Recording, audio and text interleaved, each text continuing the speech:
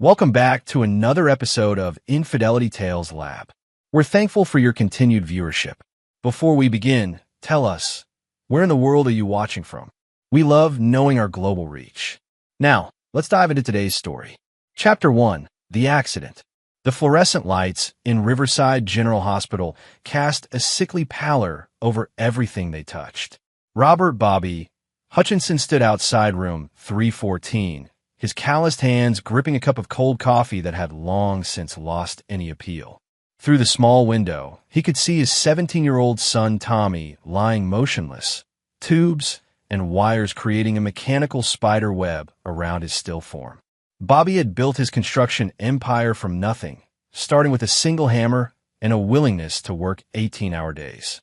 At 45, his weathered face told the story of every foundation he'd poured, every beam he'd raised, every rival he'd crushed to reach the top. Hutchinson Construction dominated the tri-state area, and Bobby's reputation for getting things done, by any means necessary, preceded him into every boardroom and job site. But none of that mattered now. Not with Tommy fighting for his life. Dr. Patricia Reeves emerged from the room, her expression carefully neutral. Bobby had dealt with enough people in crisis to read the signs. The slight downturn of her mouth, the way she avoided direct eye contact, the hesitation before speaking. "Mr. Hutchinson, I need to be direct with you," she began, pulling off her latex gloves. "The brain trauma from the motorcycle accident is severe. There's significant swelling, and despite our best efforts—" She paused, choosing her words carefully. "There's little chance he'll wake up. I'm sorry." The words hit Bobby like a sledgehammer to the chest, but his expression didn't change. Years of high-stakes negotiations had taught him to never show weakness, never let the other side see you bleed. "What about Linda?" Dr. Reeves asked, glancing around. "Where's your wife?" Bobby's jaw tightened imperceptibly.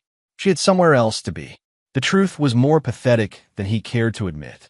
When the hospital had called 3 hours ago, Linda had been getting ready for one of her charity galas, some fundraiser for the Arts Council that she claimed was too important to miss. Even when Bobby told her about Tommy's accident, she'd insisted she had to make an appearance first. "I'll just show my face for an hour," she'd said, applying lipstick in their bedroom mirror.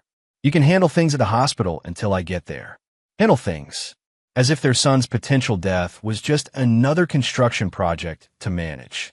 Bobby entered Tommy's room alone, the steady beep of monitors providing a mechanical heartbeat. He pulled a chair close to the bed and studied his son's face, so much like his own at that age, before life had hardened Bobby's features into something more intimidating than handsome. Tommy had always been different from Bobby. Where Bobby was calculating and ruthless, Tommy was idealistic and gentle. The boy read books instead of blueprints, preferred photography to power tools, and actually seemed to believe that people were fundamentally good. Bobby had worried that such naivety would get Tommy eaten alive in the real world. He'd never imagined it might literally get him killed. The motorcycle had been a compromise. Tommy's 18th birthday was next month, and he'd been begging for one for years. Linda had been against it, claiming it was too dangerous, but Bobby had seen it as a chance to teach the boy some practical skills. Now Tommy lay broken because Bobby had given in to his son's request. Reaching out, Bobby gently took Tommy's hand, careful not to disturb the 4 lines. The boy's skin was cold, and Bobby found himself rubbing Tommy's fingers, trying to warm them. That's when he felt it, something small and hard pressing against his palm from Tommy's jacket pocket. Bobby frowned and carefully reached in, pulling out a small brass key attached to a simple metal ring. Dangling from the ring was a folded piece of paper, about the size of a business card. Bobby unfolded the note with growing confusion. The handwriting was shaky, hurried, definitely Tommy's, but written in obvious distress. "Mom, use this to unlock what's inside. You need to know the truth about Derek before it's too late. I'm sorry I couldn't tell you myself. T. Derek." Bobby knew that name, though he'd only met the man twice. Derek Manning was Linda's new business partner in her interior design firm. A smooth-talking 38-year-old who'd moved to town 6 months ago and somehow convinced Linda to bring him on as co-owner of her struggling company. Bobby had never liked Derek. There was something too polished about him, too rehearsed. He spoke like a man who'd spent years perfecting the art of telling people what they wanted to hear. When Bobby had suggested running a background check, standard practice for anyone involved in Linda's business, she'd laughed it off. "He's not building skyscrapers, Bobby. He's helping me pick out curtains and paint colors." But this note suggested Tommy had discovered something about Derek that Linda didn't know. Something serious enough that a 17-year-old boy felt compelled to investigate and document it. Something that might have led to his accident. Bobby studied the key more closely. It was small, the kind used for filing cabinets, safety deposit boxes, or lockers. No identifying marks or numbers. Tommy could have hidden whatever this unlocked anywhere. The door opened, and Bobby quickly pocketed the key and note. But instead of Linda, a police officer entered. Detective Ray Morrison, a gruff man in his 50s whom Bobby recognized from various city council meetings. "Mr. Hutchinson," Morrison nodded grimly. "I wanted to follow up on the accident report." "What's the follow-up?" "Tommy lost control of his bike and hit a tree." Morrison consulted his notepad. "That's what it looked like initially, but the crash investigation team found something interesting. The bike's brake lines had been cut, not completely severed, but scored deep enough that they'd fail under pressure." The room seemed to tilt slightly. "You're saying someone sabotaged his motorcycle?" "That's what the evidence suggests. We're treating this as attempted murder now." Morrison's expression softened slightly. "I'm sorry, Bobby. I know this makes everything worse." Bobby's mind raced. Tommy had discovered something about Derek, something significant enough to hide evidence and leave cryptic notes. And now someone had tried to kill Tommy, possibly to keep him quiet. The pieces were starting to form a picture, and Bobby didn't like what he was seeing. "Any idea who might have wanted to hurt Tommy?" Morrison asked. No, Bobby lied smoothly. Everyone loved Tommy. He didn't have enemies.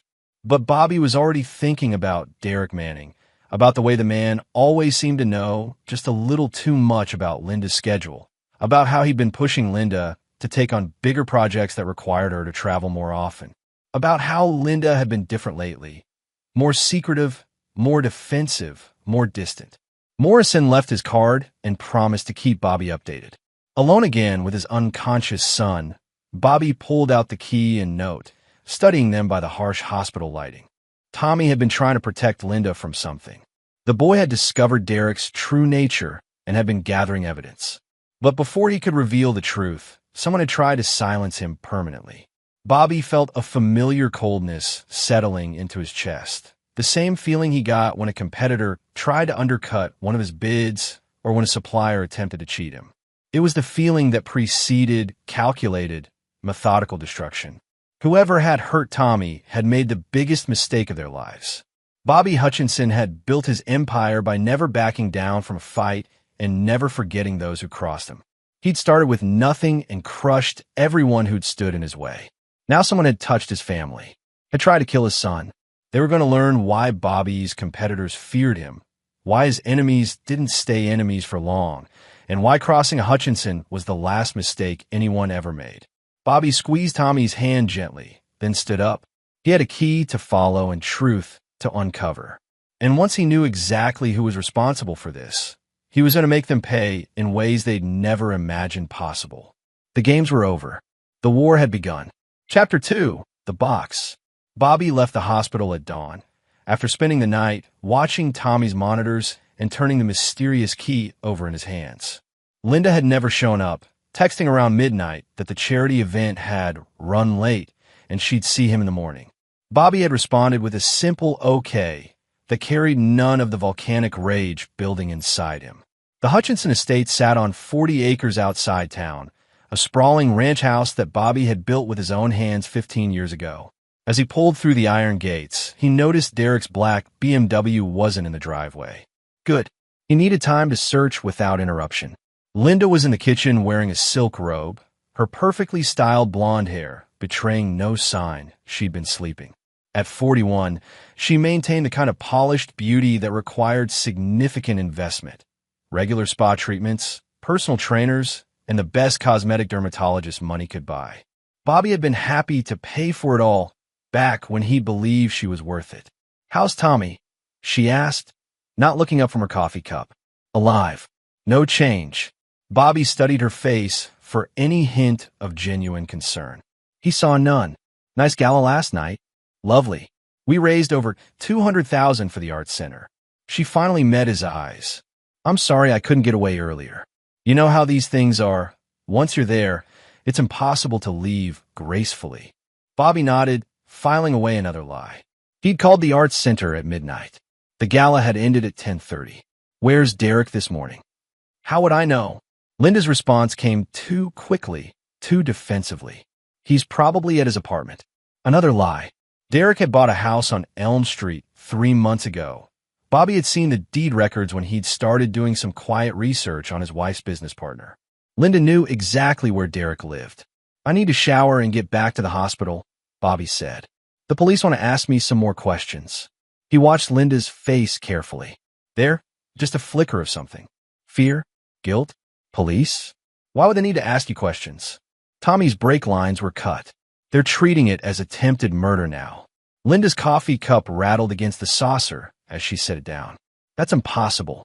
Who would want to hurt Tommy? Good question. Bobby headed toward the stairs. I'm sure they'll figure it out. In their bedroom, Bobby went through the motions of gathering clothes while mentally cataloging every place Tommy might have hidden whatever the key unlocked. The boy was methodical, like his father, but also sentimental. He wouldn't put important evidence somewhere completely random. It would be somewhere meaningful, somewhere safe. Bobby's eyes fell on the family portrait hanging above their dresser. Taken 2 years ago, it showed the three of them at their lake house, all smiling at the camera. But Bobby remembered that day differently now. Linda had been checking her phone constantly, claiming she was waiting for an important client call. Derek had been texting her frequently around that time, supposedly about business. The lake house. Tommy loved that place, had spent countless summers there fishing and reading.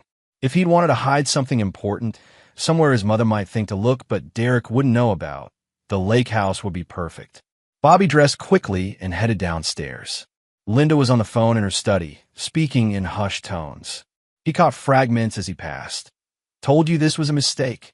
And need to be more careful now. She ended the call when she saw him. That was Derek. He wanted to know how Tommy was doing. Thoughtful of him. Bobby left without saying goodbye, his mind already racing ahead. The lake house was an hour drive, enough time to think through everything he knew and plan his next moves. 20 years ago, Bobby had been a different man. Young, trusting, madly in love with the beautiful receptionist at the architectural firm where he'd worked as a junior contractor. Linda had been sweet then, or at least good at pretending to be. She'd supported his dream of starting his own company, had even suggested the name Hutchinson Construction.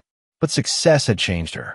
As Bobby's company grew and the money rolled in, Linda had developed expensive tastes and a social circle that looked down on Bobby's blue-collar roots.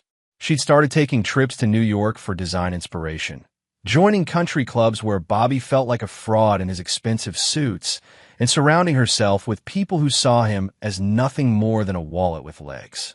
Derek Manning represented everything Bobby wasn't: cultured, refined, educated at the right schools.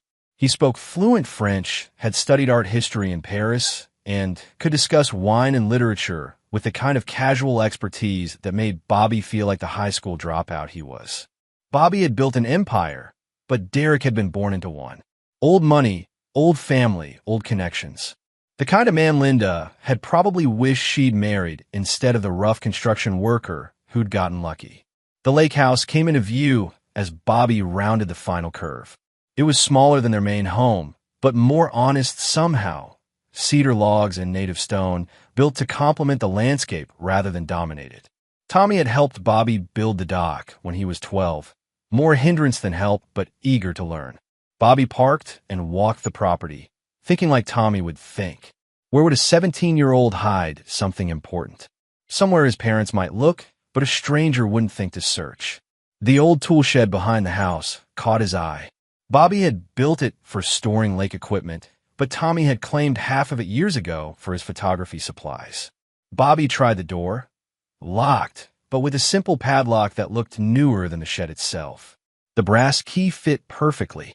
Inside, Bobby found Tommy's photography equipment neatly arranged on makeshift shelves. But in the back corner sat a small fireproof safe, the kind used for important documents.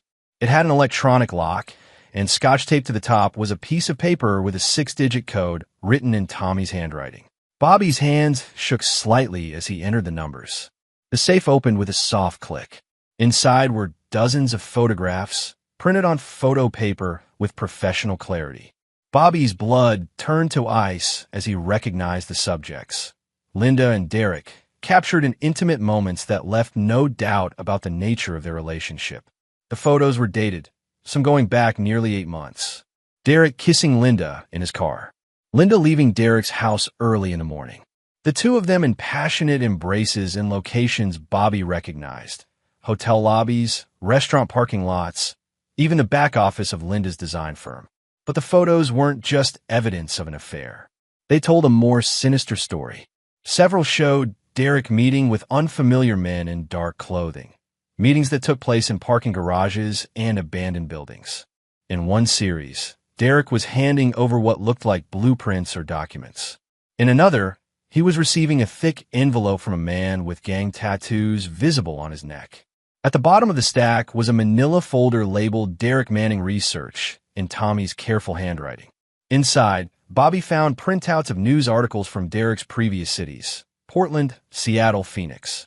A pattern emerged. Derek would arrive in a city, charm his way into partnerships with successful local businesses, and those businesses would suffer mysterious setbacks. Fires, thefts, accidents that destroyed inventory or damaged reputations. The final document made Bobby's blood run cold. It was a copy of a life insurance policy, one Bobby didn't recognize. Linda had taken out a $2 million policy on Tommy's life 6 months ago, with herself as the sole beneficiary. A handwritten note from Tommy was clipped to the policy. Found this in Mom's desk. She never told Dad.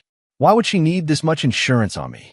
Bobby sank into an old lawn chair, the full scope of the betrayal hitting him like a physical blow. This wasn't just an affair.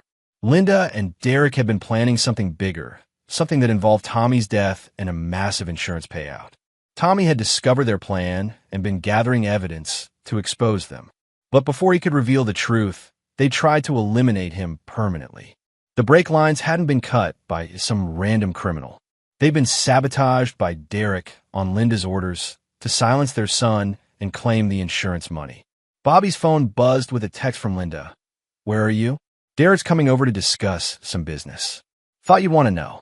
Derek was coming to the house, probably to search for any evidence Tommy might have hidden, to tie up loose ends before the police investigation got too close. Bobby carefully repacked everything in the safe, locked it, and pocketed the key. Then he pulled out his phone and scrolled through his contacts until he found the number he needed. "Marcus? It's Bobby Hutchinson. I need you and the boys to meet me at my house in an hour. Full crew." "And Marcus?" "Bring the special tools." Marcus Rodriguez had worked for Bobby for 15 years, starting as a day laborer and working his way up to foreman. But more importantly, Marcus and his crew handled Bobby's special projects, the jobs that required discretion and absolute loyalty. Competitors who tried to sabotage Bobby's projects. Suppliers who attempted to double-cross him. City inspectors who demanded unreasonable bribes. Marcus never asked questions, never left loose ends, and never disappointed Bobby. His crew was made up of men who understood that some problems couldn't be solved through legal channels. As Bobby drove back toward town, his mind was already working through the logistics.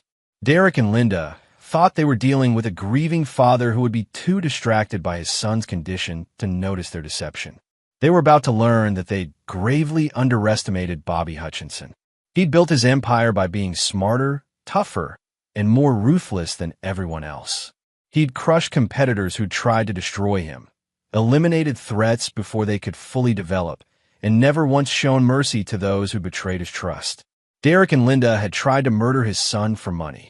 They betrayed everything Bobby held sacred, violated the one rule that could never be broken: you don't touch family. Now, they were going to pay for that mistake with everything they had, everything they were, and everything they ever hoped to be. Bobby Hutchinson was done being the grieving father. It was time to remind everyone why his enemies didn't stay enemies for long. Chapter 3. The Truth Unveiled. Bobby arrived at his estate 30 minutes before Derek was scheduled to appear. Marcus and his crew were already waiting.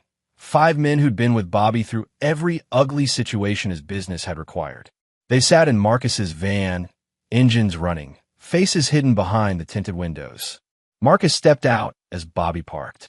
At 52, he was built like a fire hydrant, short, thick, and impossible to move when he didn't want to be moved. His hands were scarred from 20 years of construction work, but Bobby knew they were equally skilled at more delicate tasks. "What's the situation, boss?" Marcus's voice carried the flat tone of a man who'd seen everything and been surprised by nothing. "My wife and her boyfriend tried to murder my son. They're coming here to clean up evidence." Bobby handed Marcus a copy of Tommy's photos. "I need them alive for questioning." After that, he shrugged. Disposal. Marcus glanced through the photos without expression. "How long do we have?" "Derek should be here in 20 minutes. Linda's inside." "Weapons." "Derek might be armed. He's been meeting with some rough characters. Linda's probably just scared." Bobby checked his watch. "I want to talk to them first. Get the full confession on record. Then you boys can take over." The crew dispersed around the property with military precision. Bobby had learned years ago that when you needed serious problems solved, you hired serious men. Marcus's team included 2 ex-military specialists, a former police detective who'd been forced into early retirement, and a demolitions expert who officially worked removing old buildings but unofficially made problems disappear completely. Bobby entered his house through the back door. Linda was in her study, frantically going through file cabinets and desk drawers. She looked up as he entered, guilt written across her face. "You're back early," she said, trying to sound casual while shoving papers into her purse. "Looking for something specific." "Just some insurance documents." "For Tommy." The lie came easily, but her hands were shaking. Bobby leaned against the doorframe, studying the woman he'd loved for 20 years. She was still beautiful, still poised, but now he could see the calculation behind her every expression. How long had she been planning this? How many times had she looked at Tommy and seen dollar signs instead of their son? "Find what you needed?" "Not yet. The filing system in here is chaos." Linda forced a smile. "Maybe you could help me look? I'm sure Derek will be more helpful." "When's he getting here?" Linda's face went pale. "Derek? I don't think—" The front doorbell rang, cutting off her lie. Bobby smiled coldly. Right on time. He walked to the front door, aware that Linda was following at a distance. Through the peephole, he could see Derek standing on the porch, looking casual in expensive slacks and a polo shirt. The man checked his watch, then glanced around nervously. Bobby opened the door with a welcoming smile. "Derek, what a pleasant surprise." "Bobby." Derek's handshake was firm, his smile practiced. "I heard about Tommy. Terrible thing. Linda asked me to stop by and see if there's anything I can do to help." "That's very thoughtful. Come in." Bobby led Derek into the living room, where Linda was now sitting on the couch, her purse clutched tightly in her lap. The 3 of them formed an awkward triangle, and Bobby could feel the tension radiating from his wife and her lover. "Can I get you something to drink?" Bobby asked pleasantly. "I'm fine, thanks." Derek sat down across from Linda, careful to maintain appropriate distance. "How is Tommy doing? Any improvement?" "The doctors say there's little chance he'll wake up." Bobby watched Derek's face carefully. There, just a flicker of satisfaction before the man rearranged his features into appropriate concern. "But you probably already knew that." Derek frowned. "I'm sorry. I don't understand." Bobby pulled out his phone and scrolled to the photo of Derek meeting with the tattooed man. He held it up for both of them to see. "I found Tommy's little photography project. Kid had quite an eye for capturing interesting moments." Linda gasped, her face draining of color. Derek went very still, his practiced charm evaporating. "I don't know what you think that photo shows," Derek began. "I think it shows you meeting with criminals to arrange my son's murder." Bobby's voice remained conversational. "Along with about 50 other photos of you and my wife planning to cash in on Tommy's life insurance policy." Linda started to cry. Real tears, but Bobby suspected they were for herself rather than Tommy. Derek, however, remained calm. Too calm. You're upset, Derek said carefully. Grief can make people see things that aren't there, connect dots that don't actually. 3 months ago, you convinced Linda to increase Tommy's life insurance to $2 million. 2 months ago, you started meeting with people who specialize in making accidents happen. Last week, you cut my son's brake lines. Bobby stood up slowly. The only thing I don't understand is whether Linda came up with the plan or if you talked her into it. Derek's composure finally cracked. His hand moved toward his jacket pocket, but Bobby was ready for it. I wouldn't, Bobby said quietly. You're surrounded. As if on cue, Marcus appeared in the doorway behind Derek, while 2 other crew members entered through the kitchen. Derek's hand froze halfway to his weapon. Bobby, please, Linda sobbed. You don't understand. Derek said we could be together, that we could start over somewhere new, but we needed money. Real money. And Tommy was going to college soon anyway, and the insurance was just sitting there. Just sitting there, Bobby repeated. Our son's life was just an inconvenient obstacle to your retirement plans. Derek slowly raised his hands. Look, Hutchinson, let's discuss this rationally. You're a businessman. You understand that sometimes difficult decisions have to be made for the greater good. Bobby stared at him in amazement. Even caught red-handed, Derek was trying to negotiate. The greater good? You tried to murder my son for money. Your son discovered something he shouldn't have, Derek said coldly, his mask finally slipping completely. He was going to ruin everything. We had no choice. There's always a choice. Bobby nodded to Marcus, who stepped forward and efficiently removed a pistol from Derek's jacket. You chose to be a predator. Linda chose money over family. Tommy chose to be a hero and try to save his mother from a monster. Bobby pulled out the insurance policy Tommy had found. $2 million. Is that really what you thought my son's life was worth? It was enough for us to disappear, Linda whispered. To start over somewhere Derek's past wouldn't follow him. Derek's past? Bobby looked at the man with renewed interest. You mean the 3 other cities where businesses mysteriously burned down after you became a partner? The insurance fraud investigations that always seemed to go cold right before charges were filed. Derek's eyes widened. Tommy's research had been even more thorough than Bobby had realized. The kid figured out your whole operation, Bobby continued. You target successful women with failing businesses. Promise them partnership and romance. Then arrange accidents that trigger insurance payouts before disappearing to the next city.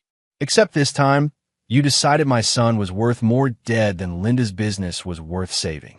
The boy was getting too close, Derek snarled. Another few days, and he would have gone to the police. We had to act. Bobby felt the last of his restraint evaporate. For months, he'd watched Derek charm his wife, had tolerated the man's presence in his home, had even tried to like him for Linda's sake. All while Derek had been planning to murder Tommy for insurance money. Marcus, Bobby said quietly, take them to the warehouse. Keep them comfortable but secure. I need to make some arrangements. Bobby, you can't do this. Linda struggled as Marcus's men lifted her from the couch. I'm your wife. We can work this out. You stopped being my wife the moment you chose him over our son. Bobby's voice was cold as winter steel. You became a stranger who tried to murder my child for money. Derek didn't beg or plead. He just stared at Bobby with pure hatred. You think you've won something? You have no idea who you're dealing with. My associates won't let this slide. Your associates? Bobby laughed harshly. You mean the bottom feeders who cut brake lines for cash? They're going to be too busy running for their lives to worry about you. As Marcus's crew led Derek and Linda away, Bobby pulled out his phone and dialed Detective Morrison's direct number. Morrison? Bobby Hutchinson. I found out who tried to kill my son, but there's been a complication. The suspects have disappeared. I think they might be running. Yes, I'll come in first thing tomorrow to give you everything I have. After hanging up, Bobby stood alone in his living room, surrounded by the wreckage of 20 years of marriage. Photos of family vacations smiled down at him from every surface. Images of a life that had been built on lies, of a wife who'd been calculating his son's worth in dollars while posing for happy family pictures. Tomorrow, he would give the police enough evidence to trigger a massive manhunt for Derek and Linda. He would play the role of the devastated husband who discovered his wife's betrayal too late to save her from her own poor choices. But tonight, Derek and Linda would learn exactly what happened to people who tried to destroy Bobby Hutchinson's family. Bobby walked to his liquor cabinet and poured himself 3 fingers of bourbon, the good stuff he'd been saving for Tommy's 18th birthday. He raised the glass toward the family portrait above the mantel. "Don't worry, son," he said quietly. "Daddy's going to make this right." Outside, Marcus's van disappeared into the darkness, carrying 2 people toward a reckoning 20 years in the making. Bobby Hutchinson had built his empire by being smarter and more ruthless than everyone else. Now Derek and Linda were going to learn why his enemies didn't stay enemies for long. Chapter 4. The Reckoning Begins. Bobby spent the night at the hospital, holding Tommy's hand and planning. By dawn, he had made 17 phone calls to contacts across 3 states, each conversation brief and coded. Old favors were being called in, debts were being collected, and a network of loyal associates was mobilizing. Dr. Reeves found him in the family lounge, staring out at the parking lot where Tommy's motorcycle had been loaded onto a police trailer the day before. "Mr. Hutchinson, I wanted to update you on Tommy's condition."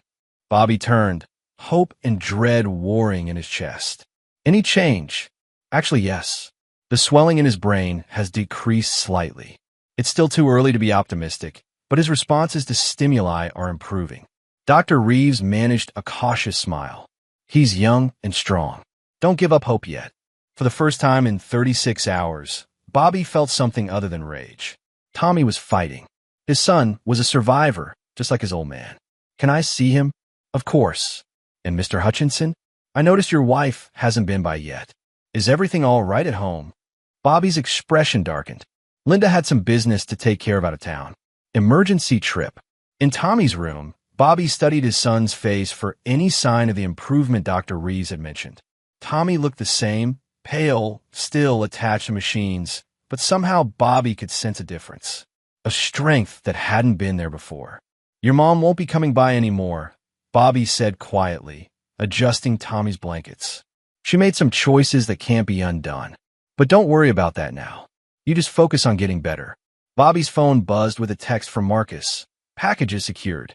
Awaiting instructions."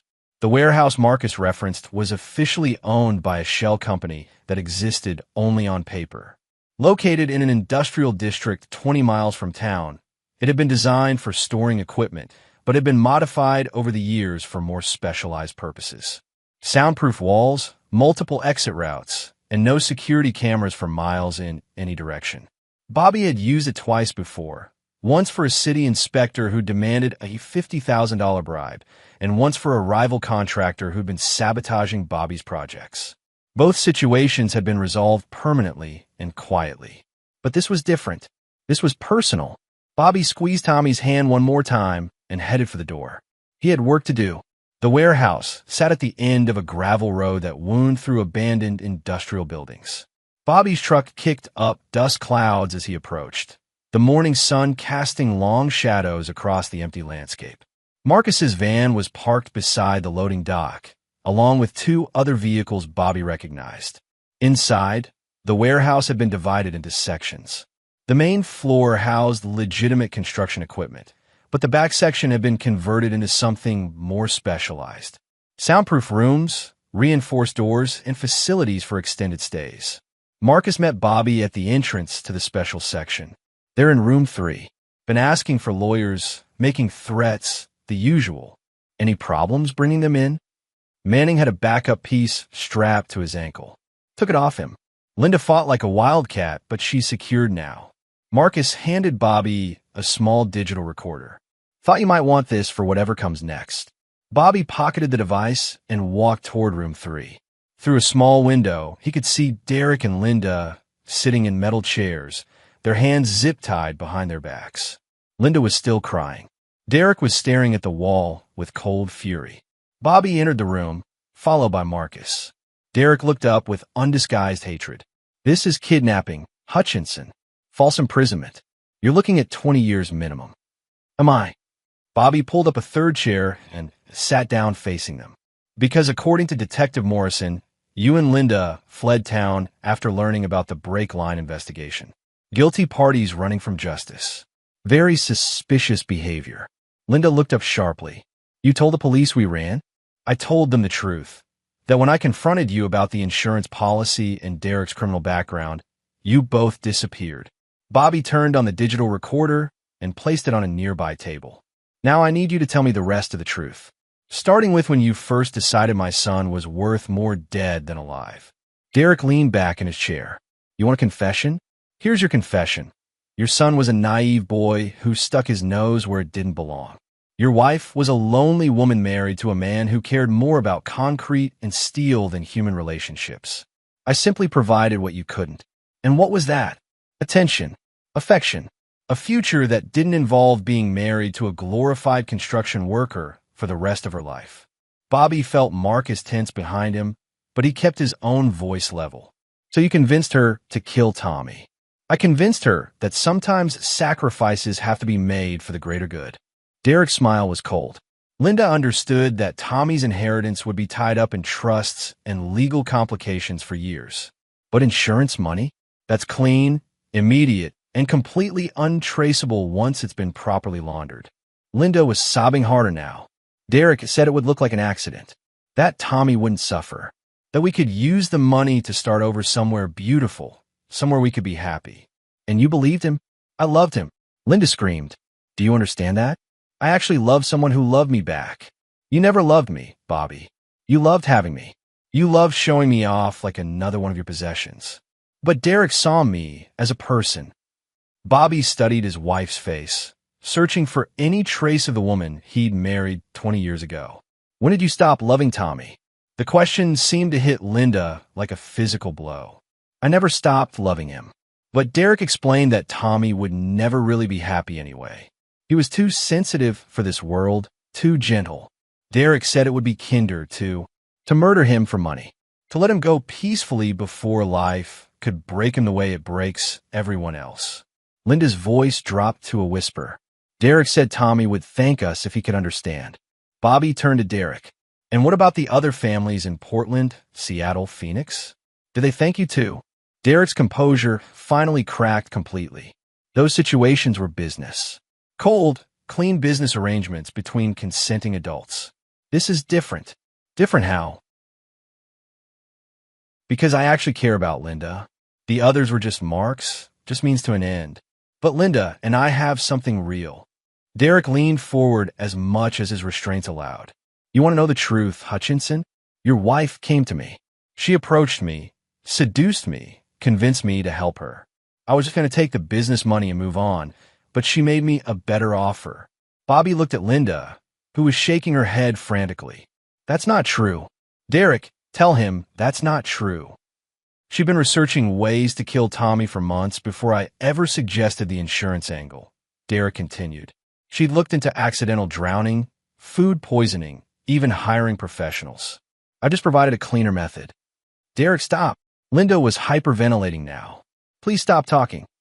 But Derek was in full confessional mode, perhaps hoping to shift blame or buy himself mercy. She showed me Tommy's room, pointed out all the ways she could make it look like suicide. Said the insurance money would be cleaner than dealing with inheritance lawyers. Said Tommy was getting suspicious anyway, that he'd been asking questions about her business trips. Bobby felt something fundamental shift inside him. Linda hadn't been seduced by Derek. She'd been planning Tommy's murder independently and recruited Derek to help execute it. How long? Bobby asked quietly. How long what? How long had you been planning to kill our son? Linda looked up at him with tear-streaked mascara, and for just a moment, Bobby saw something that chilled him to the bone. Relief. Relief that she didn't have to pretend anymore. Since his 16th birthday, she whispered. When I realized the insurance policies I'd been building would mature when he turned 18. When I understood that he was going to college and wouldn't need me anymore, wouldn't be my baby anymore. When I calculated that $2 million could buy me freedom from this life, from this marriage, from being Bobby Hutchinson's trophy wife. The room fell silent except for the hum of the warehouse's ventilation system.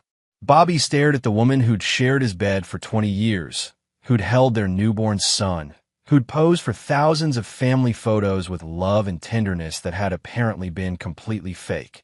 "You've been planning to murder Tommy for almost 2 years. I've been planning to set him free," Linda corrected, "and to set myself free in the process." Bobby stood up slowly, his legs feeling unsteady. Behind him, Marcus cleared his throat. "Boss, what are your instructions?" Bobby looked down at Derek and Linda, two people who'd spent months planning to murder his son, who'd sabotaged Tommy's motorcycle and left him to die on a lonely country road, who'd been prepared to cash insurance checks while Bobby grieved over their child's grave. "Give me some time to think," Bobby said finally. "Keep them comfortable. Keep them fed. But don't let them communicate with anyone." "Understood." As Bobby walked toward the door, Derek called after him. "Hutchinson, you can't keep us here forever. Eventually, someone's going to come looking." Bobby paused at the threshold. "Who's going to look for you, Derek? Your criminal associates who you were planning to double-cross? The police you've been running from for years? Or maybe Linda's friends from the country club will organize a search party?" He turned back to face them both. "Here's what's going to happen. I'm going to take some time to decide exactly how to handle this situation. In the meantime, you're going to stay here and think about what you've done. Think about Tommy lying in that hospital bed. Think about the fact that your greed and selfishness almost killed an innocent boy." "And then what?" Linda asked. Bobby's smile was colder than anything Derek had ever managed. "Then you're going to pay for what you've done. Both of you. In ways that will make you wish you'd never been born." He walked out, leaving them alone with Marcus and the weight of their confession. Outside, Bobby breathed deeply, trying to clear his head. Tommy was improving. His son was going to survive, was going to have a chance at the life Derek and Linda had tried to steal from him. But justice was still pending. And Bobby Hutchinson had never been patient when it came to collecting debts. Chapter 5. The Trap Closes. 3 days later, Tommy opened his eyes. Bobby was dozing in the bedside chair when he heard the change in his son's breathing. Tommy's eyes were unfocused at first, struggling against the harsh hospital lighting, but they found Bobby's face and held. "Dad!" Tommy's voice was barely a whisper, his throat raw from the breathing tube that had been removed that morning. "I'm here, son." Bobby gripped Tommy's hand, feeling tears he hadn't allowed himself to shed for 72 hours. "I'm right here. My bike. There was something wrong with the brakes." "I know. We'll talk about that later. Right now, you just need to rest and get better." Tommy's eyes darted around the room. "Where's Mom?" Bobby had dreaded this question. "She's not here, Tommy. She won't be coming. Is she sick? Did something happen to her?" "Something happened, but not what you think." Bobby squeezed his son's hand gently. "Tommy, I found your hiding place at the lake house. I found all the photos, all the research." Tommy's eyes widened, and Bobby could see the memories flooding back. "Derek, he saw me taking pictures. He chased me, but I got away. I went home to warn Mom, but she wasn't there. I was going to wait for you, but I got scared and decided to ride to the police station instead. That's when the brakes failed. They were fine when I left the house. Perfect. I checked them myself that morning because the bike had been making weird noises." Tommy struggled to sit up. "Dad, Derek did something to them. He tried to kill me." "I know. And your mother knew too." The color drained from Tommy's face. "What do you mean?" Bobby had hoped to ease into this conversation, but Tommy deserved the truth. "Your mother and Derek planned it together, son. They took out life insurance on you and arranged the accident to collect the money." Tommy stared at his father in disbelief. "That's impossible. Mom loves me. She would never." "I have their confessions, Tommy. Recorded confessions where they admitted everything." Bobby's voice was gentle but firm. "Your mother has been planning this for almost 2 years." Tommy turned his face toward the wall, tears streaming down his cheeks. Bobby felt his heart break watching his son process the ultimate betrayal. How do you explain to a 17-year-old that his mother wanted him dead for money? "Where are they now?" Tommy asked finally. "Somewhere safe. Somewhere they can't hurt anyone else." Tommy looked back at his father, and Bobby saw something new in his son's eyes. Something harder than had been there before the accident. "What are you going to do to them?" Bobby studied his son's face carefully. Tommy had always been idealistic, believing in justice and forgiveness. But having your own mother try to murder you for insurance money had a way of changing a person's perspective on such things. What do you think I should do? I think, Tommy said slowly, that they tried to kill me for money. I think Mom stopped being my mother the moment she decided I was worth more dead than alive. And I think Derek is a predator who's probably done this before. He has, at least 3 other times in 3 other cities. Tommy nodded grimly.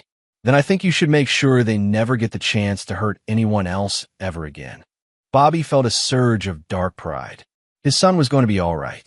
Changed, hardened, but all right. The police are looking for them, Bobby said carefully. They think Derek and your mother fled town when they learned about the brake line investigation. But they didn't flee. No, they didn't. Tommy was quiet for a long time, staring at the ceiling. Dad, when I get out of here, I want to help. Whatever you're planning, I want to be part of it. Tommy, they tried to kill me. My own mother tried to murder me for money.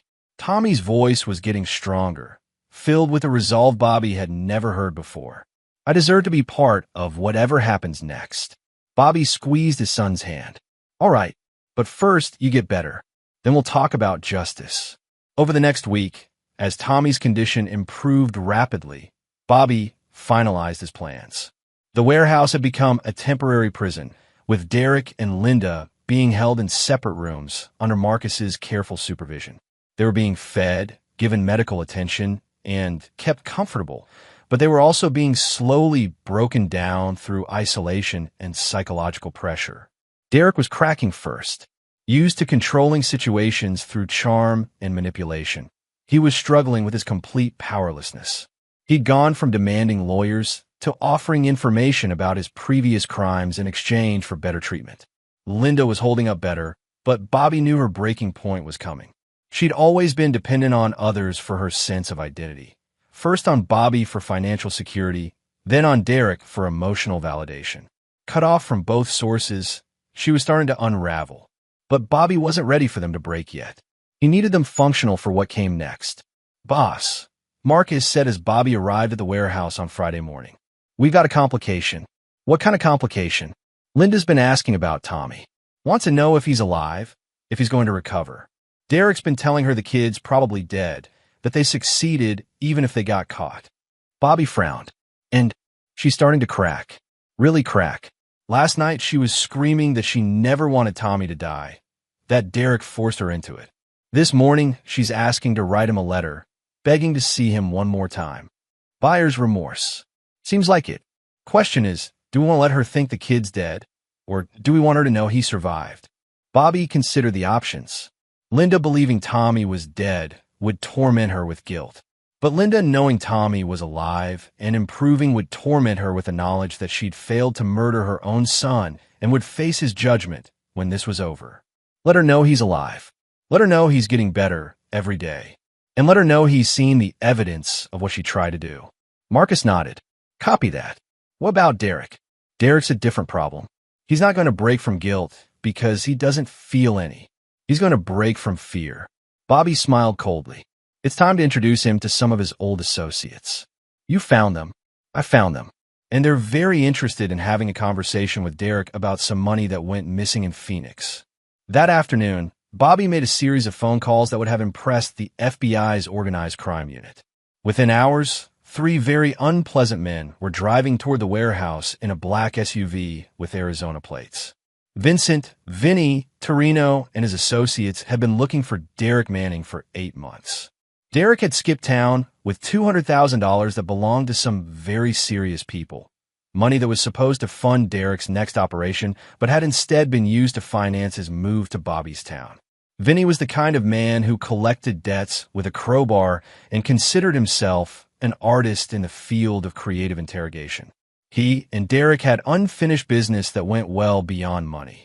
As the sun set over the warehouse district, Bobby stood in the parking lot watching Vinny's SUV approach. Inside the warehouse, Derek Manning was about to learn that betraying Bobby Hutchinson was only the second worst mistake he'd made recently. The worst mistake had been thinking he could skip town without paying his debts to Vincent Torino. Bobby checked his watch. Tommy was being discharged from the hospital tomorrow morning. By then, Derek would understand exactly how serious his situation had become, and Linda would be ready for the conversation that would determine how the rest of her very short life would play out. Justice was coming, and Bobby Hutchinson was going to make sure it was thorough, complete, and absolutely final. Chapter 6. The Breaking Point. Bobby brought Tommy home from the hospital on a gray October morning that felt like the end of something. His son moved carefully, still healing from his injuries, but there was a new hardness in his eyes that made him look older than his 17 years. "How long have they been here?" Tommy asked as Bobby pulled through the estate gates. 6 days. "And they don't know I'm alive?" "They know now. I made sure Linda found out yesterday." Tommy nodded grimly. The boy who'd left for his motorcycle ride a week ago had believed in fairness, justice, and his mother's love. The young man sitting beside Bobby now understood that some betrayals couldn't be forgiven and some people didn't deserve second chances. They spent the afternoon going through Tommy's evidence together, with Bobby explaining how each piece fit into the larger picture. Tommy absorbed it all with clinical detachment, asking questions about Derek's previous crimes and Linda's financial motivations with the same tone he might use to discuss a school assignment. "When do I get to see them?" Tommy asked as they finished reviewing the insurance documents. "Tonight. But first, there's something you need to understand about what's been happening at the warehouse." Bobby explained about Vincent Torino and his associates, about Derek's mounting terror as his past caught up with him, about Linda's psychological deterioration as she faced the reality of what she'd done. "Derek's been telling Linda that you're dead," Bobby continued, "that even though they got caught, they succeeded in killing you. When she finds out you're alive and here, it's going to destroy whatever's left of her sanity." Tommy considered this. Good. She deserves to be destroyed. At 8 p.m., Bobby and Tommy drove to the warehouse. Marcus met them at the entrance, his expression grim. "Derek's in bad shape," Marcus reported. "Vinny's boys worked him over pretty good this afternoon. Nothing permanent, but he's scared out his mind. Linda's worse. She's been talking to herself, asking God to forgive her, begging for Tommy to haunt her dreams." "Let's start with Derek," Bobby decided. They found Derek Manning zip-tied to a metal chair in room 2, his face a patchwork of bruises and his expensive clothes torn. When he saw Bobby enter, followed by Tommy, Derek's eyes went wide with shock and terror. "No," Derek whispered. "You're supposed to be dead. The brakes failed. You crashed." Tommy limped closer, his face expressionless. "I survived. Sorry to disappoint you. This is impossible. The bike was totaled, the tree. You didn't cut the brake lines deep enough," Tommy said calmly. "They failed on a straight stretch instead of a curve. I managed to lay the bike down instead of hitting the tree head-on." Derek stared at Tommy as if seeing a ghost. "But Vinny said," Linda's been believing what you told her," Bobby interjected. "That you'd succeeded in murdering my son. Imagine how she's going to feel when she finds out you failed." Derek began hyperventilating. It was one thing to face Bobby's wrath or even Vinny Torino's violent debt collection, but having his victim alive, standing in front of him, making it impossible to maintain any psychological distance from his crime, that was breaking him. "I want you to understand something," Tommy said, his voice carrying an eerie calm. "I spent 3 days in a coma because you and my mother decided I was worth more dead than alive. 3 days where the doctors weren't sure I'd ever wake up." Derek was shaking now. "Tommy, you have to understand, it wasn't personal. It was just business, just business." Tommy's voice finally carried some emotion, cold fury. "You tried to murder me for insurance money. You convinced my mother to betray her own son. You destroyed my family for $2 million. Your mother approached me. She's the one who wanted you dead." The slap came so fast Derek didn't see it coming. Tommy's hand connected with Derek's injured face, sending fresh blood spattering across the concrete floor. "Don't you ever talk about my mother that way," Tommy said quietly. "Yes, she betrayed me. Yes, she wanted me dead. But you're the predator who made it possible. You're the one who showed her how to turn murder into profit." Bobby watched his son with a mixture of pride and concern. Tommy was handling this better than expected, but there was something different about him now. Something that worried Bobby, even as it impressed him. "What do you want from me?" Derek asked through swollen lips. "I want you to understand what you've cost me," Tommy replied. "My mother's love. my trust in family, my belief that people are fundamentally good. You took all of that away when you decided to use me as a payday. Tommy turned to Bobby. I'm ready to see her now. Linda was in room 3, pacing frantically in the small space. When the door opened and she saw Tommy walking in behind Bobby, she collapsed her knees. Tommy, she screamed. Oh God, Tommy, you're alive. She tried to rush toward him, but her zip-tied hands threw off her balance, and she fell forward. Tommy made no move to help her up. Hello, Mother. Linda struggled to her knees, tears streaming down her face. Baby, are you okay? Are you hurt? They told me you were dead. They said the accident. The accident you planned, Tommy said quietly. The murder you arranged with Derek. Linda's face crumpled. No, baby, no. You don't understand. Derek said it would be quick, that you wouldn't suffer. He promised me you wouldn't feel any pain. I felt plenty of pain, Mother. Physical pain when the bike crashed. Emotional pain when I realized my own mother wanted me dead. And the pain I'm feeling right now, looking at you and remembering all the times you hugged me and told me you loved me while planning to murder me for money. I do love you, Linda sobbed. I've always loved you. But Derek explained that you'd never really be happy, that the world would break you eventually, that it would be kinder to murder me for $2 million.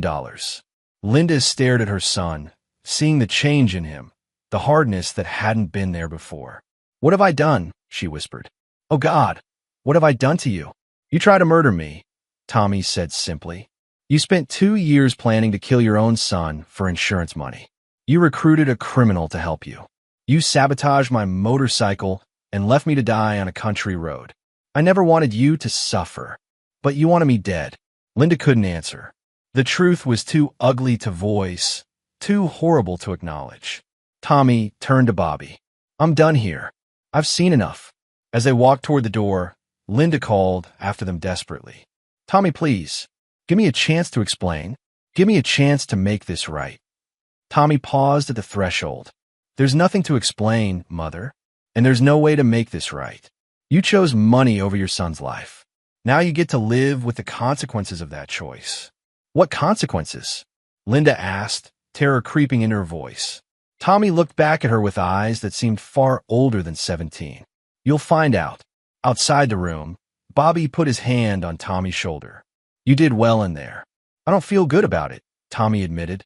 I feel empty. Like something inside me died in that hospital room and isn't coming back.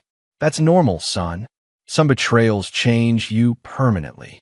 Tommy nodded. What happens now? Bobby checked his watch. Now we let them think about what they've learned. Tomorrow, we start the final phase, which is... Bobby's smile was colder than anything Derek Manning had ever managed. Justice. Complete, final, and absolutely permanent. As they drove away from the warehouse, Tommy stared out at the darkness. Dad, when this is over, I want to leave town. Go to college somewhere far away. Start over where nobody knows what happened. We'll make that happen, Bobby promised. But first, we finish what Derek and your mother started. Tommy nodded. The boy who believed in fairness and second chances was gone forever. In his place sat a young man who understood that some people didn't deserve mercy, some crimes couldn't be forgiven, and some debts could only be paid in blood. Derek and Linda had created their own monster when they tried to murder Bobby Hutchinson's son. Now, they were going to meet him face to face. Chapter 7, Justice Served. The next evening, Bobby gathered everyone at the warehouse for what he privately called the final performance. Vinnie Torino and his associates were present, having been promised that Derek would soon be available for permanent debt collection. Marcus and his crew stood by, ready to handle whatever cleanup would be necessary. But the stars of this particular show were Derek and Linda, both of whom had been moved to the main floor and secured to chairs facing each other. For the first time since their capture, they could see each other's condition, Derek's battered face and Linda's hollow-eyed desperation. Tommy sat in a third chair, positioned between them like a judge. He'd insisted on being present for this, and Bobby had agreed. His son deserved to see justice done. Before we begin, Bobby announced, I want both of you to understand exactly where we are in this process. Derek, Vinnie Torino has legal claim to your life. You stole his money, skipped town, and left him holding the bag for a deal that went bad. Normally, I just hand you over and walk away. Derek's eyes darted toward Vinny, who smiled back with the warmth of a shark scenting blood. But this isn't just about money, Bobby continued. This is about justice for my son and consequences for both of you. He pulled out a thick folder and set it on a table where both of them could see it. This contains complete documentation of your crimes. Derek's previous fraud operations in 3 cities. Linda's financial planning for Tommy's murder. Your communications about the insurance policy. Your meeting with the men who helped sabotage Tommy's motorcycle. Linda went pale. What communications? We were careful. You were careful about phone calls. But Derek kept souvenirs. Bobby pulled out a series of printed emails. Love letters detailing your plans. Financial projections showing how you'd split the insurance money. Even a timeline for Tommy's murder that Derek titled Project Freedom. Derek stared at the emails in horror. Those were private. You had no right.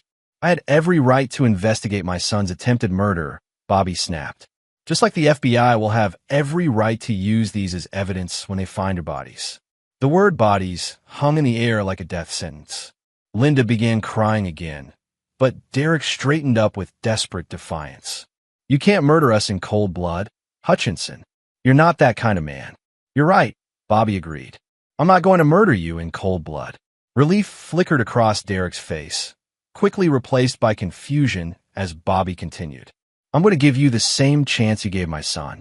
I'm going to arrange an accident. Bobby nodded to Marcus, who wheeled in a large metal tank connected to various tubes and gauges. Propane, Bobby explained conversationally. Highly flammable, but also heavier than air. When it leaks, it settles in low places and builds up until something ignites it. Gas explosion, Vinny said approvingly. Classic industrial accident. Happens all the time in places like this. The beauty is that the explosion will destroy most evidence of what happened here, Bobby continued. Your bodies will be found in the wreckage, but the cause of death will be listed as accidental. Just like Tommy's accident was supposed to look. Linda was hyperventilating now. Bobby, please. I know I made mistakes, but you can't do this. I'm your wife. You stopped being my wife when you decided to murder our son. Bobby's voice was ice cold. You became a stranger who tried to destroy my family for money. Tommy spoke for the first time. How long do we have before the explosion? Bobby checked his watch. The timer's set for 15 minutes. Enough time for final words, but not enough for any miraculous escapes. Derek tested his restraints frantically. This is insane. You're going to kill us for money that was never even real. The money was real enough for you to cut brake lines, Tommy replied calmly. Real enough for you to plan my murder. But I didn't go through with it.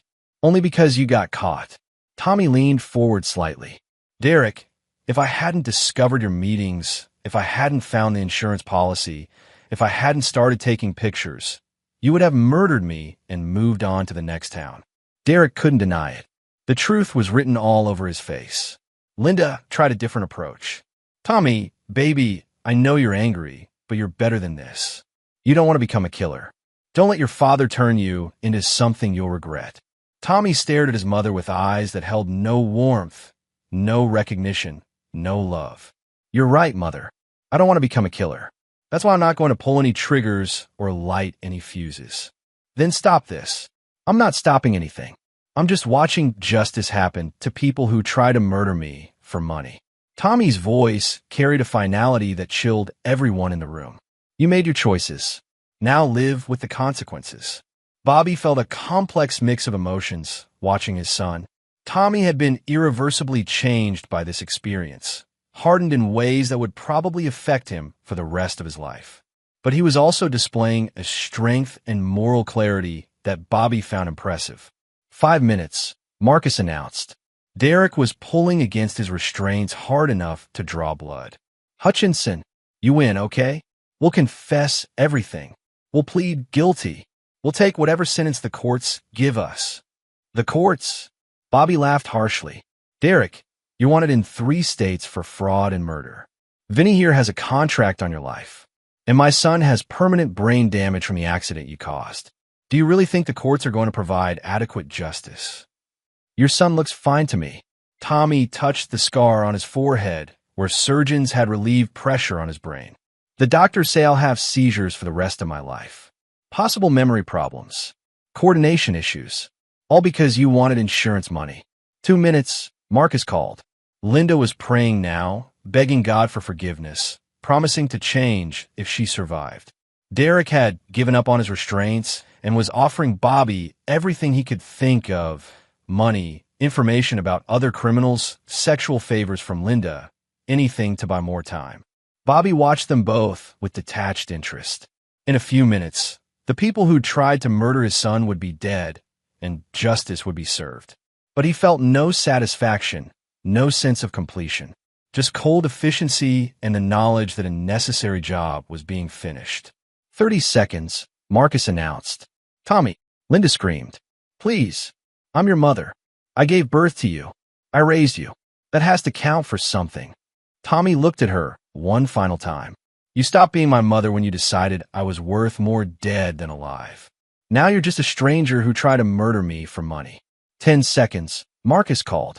Derek was cursing now, screaming threats about what his associates would do to Bobby's family. Linda was praying and crying and begging. Neither of them looked like the confident conspirators who'd planned Tommy's murder. They looked like what they'd always been: selfish, weak people who'd been willing to murder a child for money. Time, Marcus announced. But instead of an explosion, the warehouse filled with the sound of police sirens.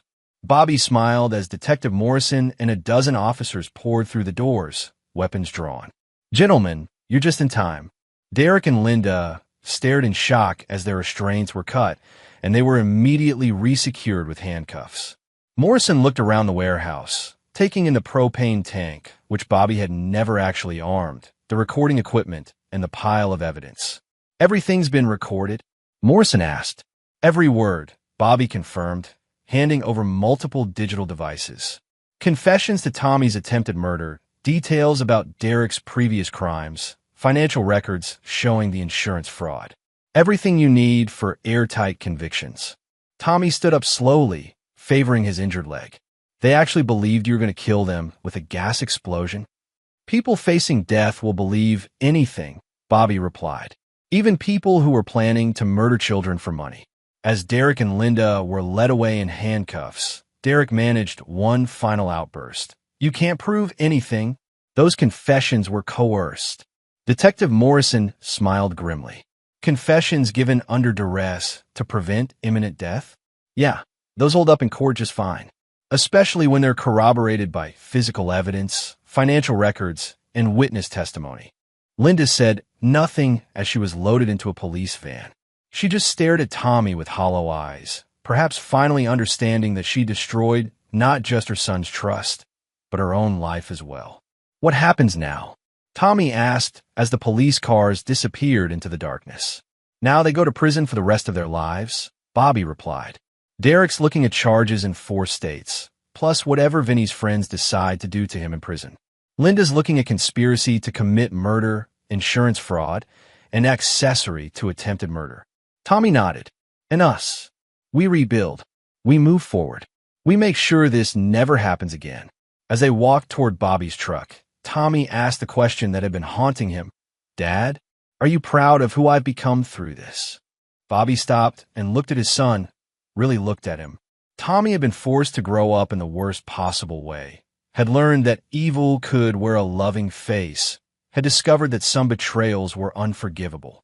But he'd also shown strength, wisdom, and a moral clarity that impressed Bobby.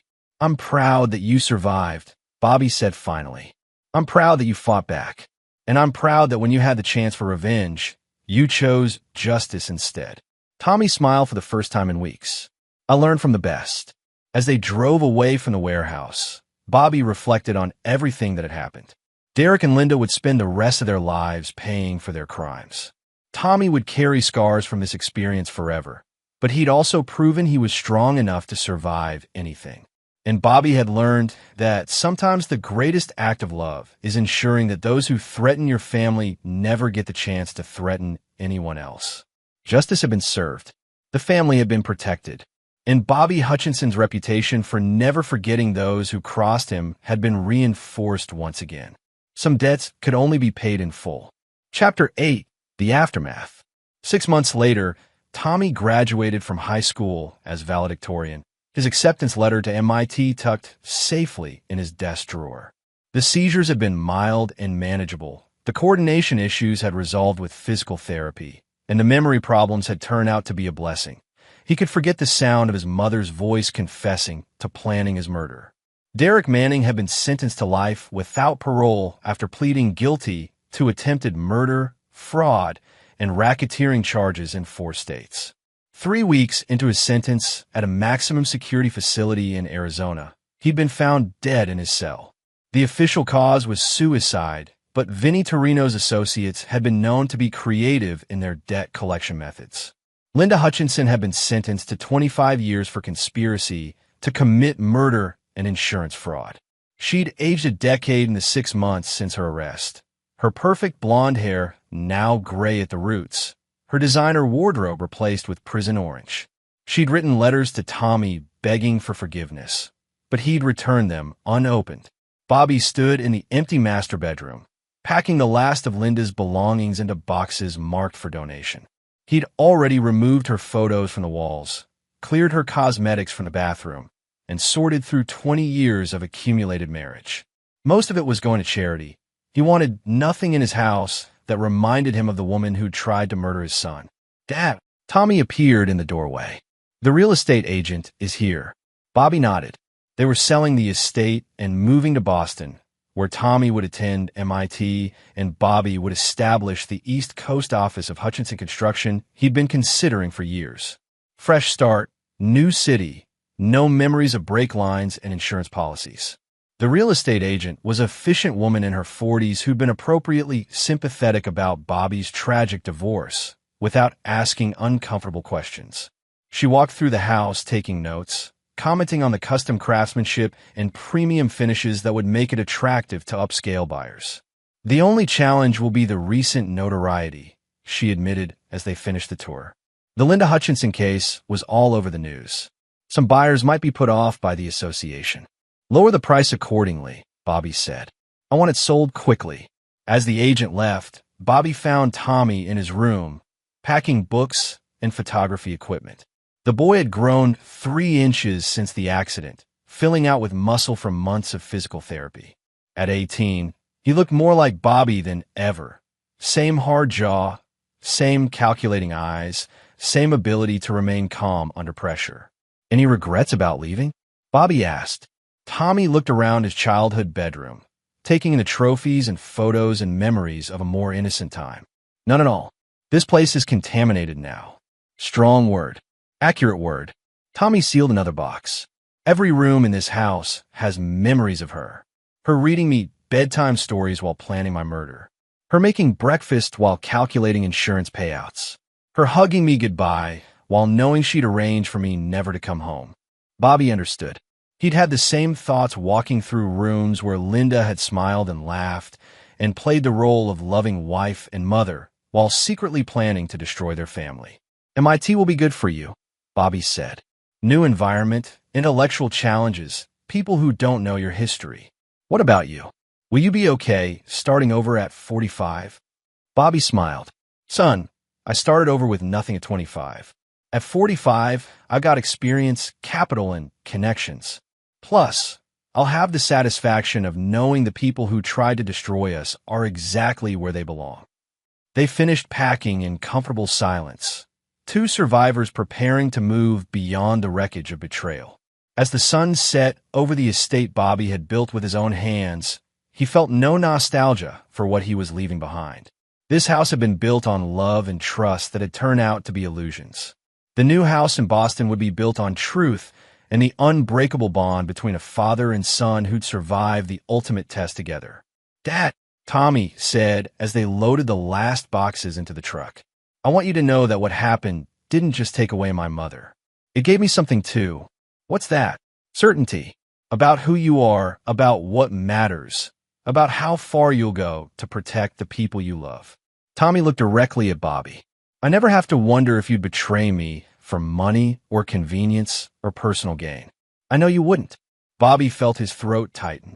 You never had to wonder about that, son. I know that now. But before this happened, it was just faith. Now it's knowledge based on evidence. Tommy smiled grimly. She tried to destroy our family, but she ended up proving that the part of our family that matters is unbreakable. As they drove away from the estate, Bobby thought about the journey that had brought them to this point. Linda and Derek had thought they were targeting easy victims, a successful businessman distracted by his work, and a naive teenager who wouldn't see danger coming. They'd been wrong on both counts. Bobby Hutchinson had built his empire by being smarter and more ruthless than everyone else. Tommy Hutchinson had inherited his father's intelligence and strength, along with his mother's beauty and charm, but none of her weakness or selfishness. Derek and Linda had thought they were destroying a family.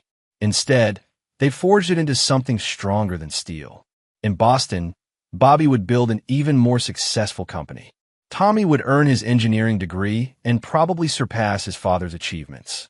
They would both find new relationships, new challenges, new sources of happiness.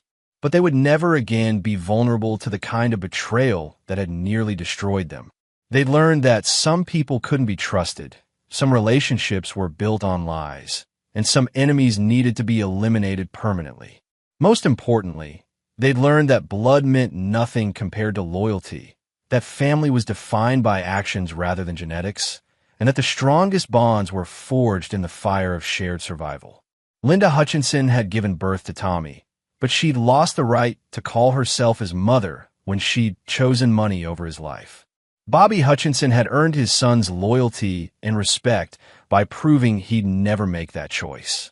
As they crossed the state line, leaving behind everything associated with their former life, Bobby felt a deep satisfaction that had nothing to do with revenge and everything to do with justice.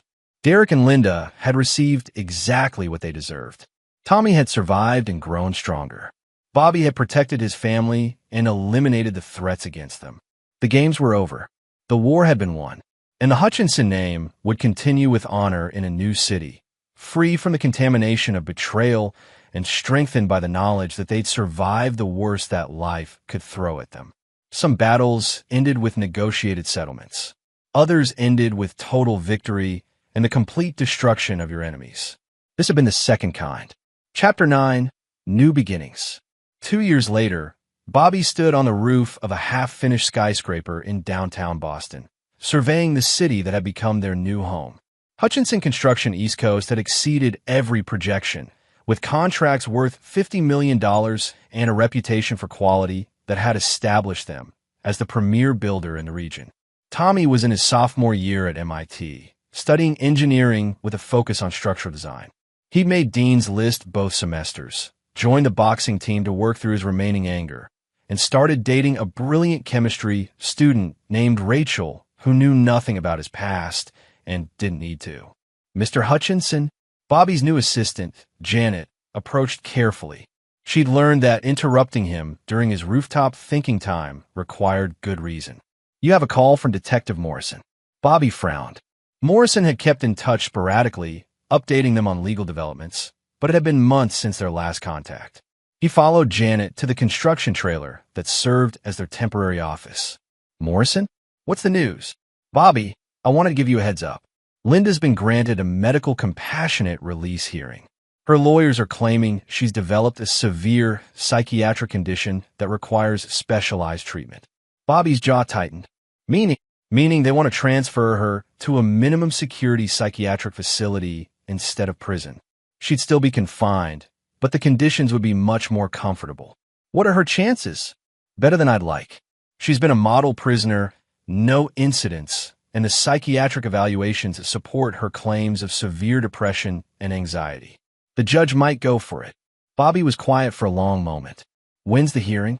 "Next Tuesday. You and Tommy have the right to provide victim impact statements if you want to attend." After hanging up, Bobby stared out at the Boston skyline.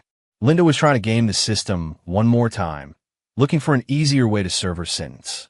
Even in prison, she was still scheming, still manipulating, still trying to avoid the full consequences of her actions. He called Tommy at MIT. His son listened without comment as Bobby explained the situation. "Do you want to go to the hearing?" Bobby asked. "Absolutely. She needs to understand that her victims are watching, that her crimes have permanent consequences. Tommy, you don't have to put yourself through that. Seeing her again. Dad, I need to see her. I need to look at the person who tried to murder me and make sure she understands that I survived everything she tried to do to me. The following Tuesday, Bobby and Tommy sat in a courtroom in Linda's current state, watching as his former wife was led in wearing shackles and a gray prison uniform. She'd lost 30 pounds and looked fragile, vulnerable, exactly the image her lawyers wanted to project. Linda's eyes found Bobby and Tommy in the gallery, and for a moment, her carefully constructed facade cracked. She'd probably hoped they wouldn't attend, that she could play the role of reformed victim without having to face the son she'd tried to murder.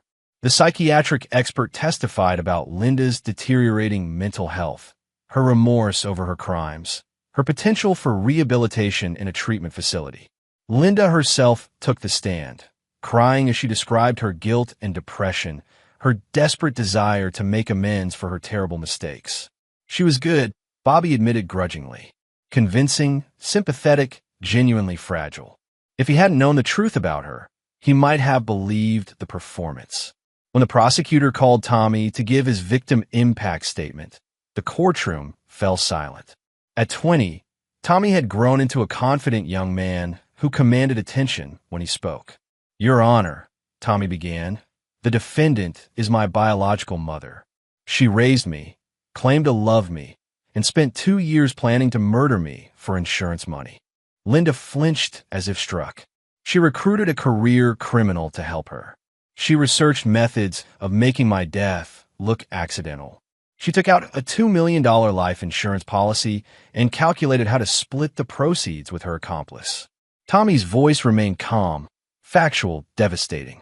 When I discovered evidence of their plan, the defendant and her accomplice attempted to murder me by sabotaging my motorcycle. I spent 3 days in a coma. I suffered permanent brain damage. I will have seizures for the rest of my life. The judge was listening intently, taking notes. But the physical damage isn't the worst part, Tommy continued. The worst part is learning that the woman who raised me, who I trusted completely, had been planning my death for 2 years. The worst part is knowing that every time she hugged me, every time she said she loved me, she was calculating how much money my death would be worth. Linda was crying harder now, but Tommy showed no sympathy. The defendant wants to serve her sentence in a comfortable psychiatric facility instead of prison. She wants sympathy for the depression and anxiety caused by being held accountable for trying to murder her own son. Tommy paused, letting that sink in. "Your Honor, I respectfully submit that the defendant's mental health problems are a direct result of her guilt over her crimes, not a reason to reduce her punishment. She chose to conspire to murder me. She chose to betray her family. She chose to value money over her son's life." Tommy looked directly at Linda. She made those choices when she was mentally competent and fully aware of the consequences. The fact that she now regrets those choices, the fact that living with the guilt is difficult for her, doesn't entitle her to a more comfortable prison cell. The courtroom was absolutely silent. I survived my mother's attempt to murder me. I rebuilt my life despite the permanent damage she caused. I've thrived in college and started building a career. I've proven that her efforts to destroy me failed completely. Tommy's voice hardened. Now I want to see her serve every day of the sentence she earned, in the prison she was assigned to, under the conditions that reflect the severity of her crimes, without special accommodations for the mental anguish caused by her guilt. Tommy returned to his seat without looking at Linda again. Bobby felt a surge of pride watching his son. The boy had become a man who understood that some people didn't deserve mercy, some crimes couldn't be mitigated by regret, and some consequences had to be faced in full. The judge deliberated for 30 minutes before denying Linda's request for transfer. She would serve her full sentence in maximum security, without the comfortable accommodations her lawyers had sought. As Linda was led away, she tried to catch Tommy's eye one more time. But Tommy was looking at his phone, checking messages from Rachel about their plans for the evening. Linda had become irrelevant to his life, a problem that had been solved and filed away. Outside the courthouse, Bobby and Tommy walked toward their rental car. "How do you feel?" Bobby asked. "Satisfied. She got exactly what she deserved. No more, no less." Tommy smiled, and I got to see that she's exactly where she belongs. Any regrets about coming? None. I needed to see her powerless, to confirm that she can't hurt us anymore. Tommy got into the passenger seat. She's going to spend the next 23 years in a small cell, thinking about what she lost when she chose money over family. As they drove toward the airport, Bobby reflected on how completely their roles had reversed. 2 years ago, he'd been the one consumed by rage and planning revenge. Now Tommy was the one with ice in his veins, calmly ensuring that justice was served. Linda had created her own nemesis when she tried to murder her son. Tommy would never forgive her, never show her mercy, never allow her to escape the full consequences of her betrayal. He would spend the rest of his life succeeding, thriving, and proving that her attempt to destroy him had failed completely. "Dad," Tommy said as their plane lifted off. "Thank you." "For what?" "For showing me that family isn't about blood. It's about loyalty. It's about people who would never betray you, no matter what." Bobby squeezed his son's shoulder. "We're all the family we need." "I know, and that's why we're going to win at everything we do for the rest of our lives." As Boston disappeared below them, Bobby thought about the future. Tommy would graduate from MIT with honors, probably start his own company, definitely surpass every achievement Bobby had managed. He'd marry Rachel or someone like her, have children who would grow up knowing that family meant unbreakable loyalty. Bobby would continue building his empire, secure in the knowledge that his son was strong enough to handle anything life threw at him. They would both find new sources of happiness, new challenges to conquer, new ways to prove that the people who tried to destroy them had only made them stronger. Linda would spend the next 2 decades in a cell, thinking about the family she'd betrayed and the life she'd thrown away for money. Derek was already dead, his debt to society paid in full. Justice had been served. The family had been protected. The enemies had been eliminated. And Bobby Hutchinson's legacy would continue through a son who understood that some people couldn't be trusted, some betrayals couldn't be forgiven, and some victories were worth whatever they cost. The war was over. They had won completely. Some stories ended with forgiveness and reconciliation. Others ended with justice and the total defeat of those who'd chosen to become enemies. This had been the second kind, and Bobby Hutchinson wouldn't have it any